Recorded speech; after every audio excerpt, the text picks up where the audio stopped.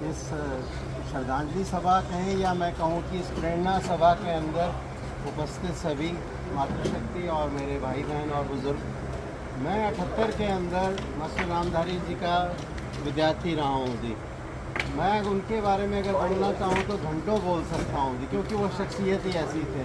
लेकिन मैं यहाँ पर इतना ही कहना चाहूँगा कि वो ऐसे व्यक्तित्व के स्वामी थे कि एक ही व्यक्ति के अंदर आप शिक्षा, खेलकूद और चरित्र, तीन चीज़ें अगर किसी को ज़िंदगी में चाहिए थी तो उसको अलग अलग जाने की ज़रूरत ही नहीं थी। एक ही आदमी जो कि रोल मॉडल थे, और वो जो 78 के अंदर उनको देखकर जो भी चीज़ें हम ग्रहण कर पाए, और मैं समझता हूँ कि मतलब प्रथम गुरु तो हर एक के माता पिता होते ही हैं, लेकिन उसके बाद वो ऐसा आदर्श व्यक्तित्व कोई कभी नहीं बन सकता। कोई भी ऐसे मास्टर नामधारी ना कभी, शायद मुझे पहले का तो मैं कह नहीं सकता, लेकिन मुझे नहीं लगता कि ऐसा कोई भी व्यक्तित्व बन सकता है। अब वैसे तो सब लोग अगर फैमिलियर हों तो मैं बता दूं कि वह ऐसे मतलब हमारे टीचर थे। आज के समय में आप देखेंगे ना, अगर कोई क्लास 8 बजे है तो वो 8, 5, 7 तक तो हल्का हल्का खिसकता हुआ जाएगा, और 9 बजे तक क्लास है तो 8:55 पर बाहर आने की करेगा।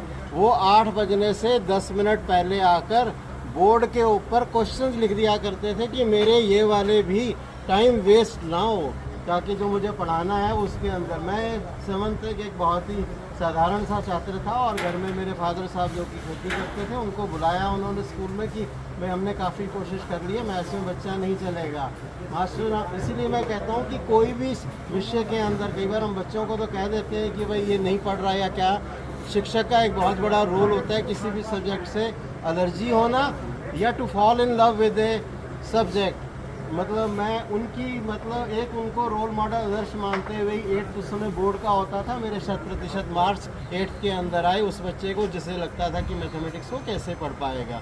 तो फिर वो स्मृतियों के अंदर उनकी बातें, उनका सब कुछ रह जाता है। उन्हीं का अनुसरण करते हुए जितना कर पाए, उसकी बदौलत काफ़ी कुछ अपना ज़िंदगी के अंदर हर चीज़ समय काम आई। और मैं आपसे और भी शेयर करना चाहूँगा कि उस समय जो मेरे और अपना रिलेटिव्स वगैरह जो दिल्ली रहते थे, वो सभी बहुत अच्छे होते हैं, चाहे वो यूपीएस में पढ़ रहे थे या सेंट फ्रांसिस वगैरह में भी पढ़ रहे थे। हम यहाँ जाट स्कूल पढ़ रहे थे उस समय।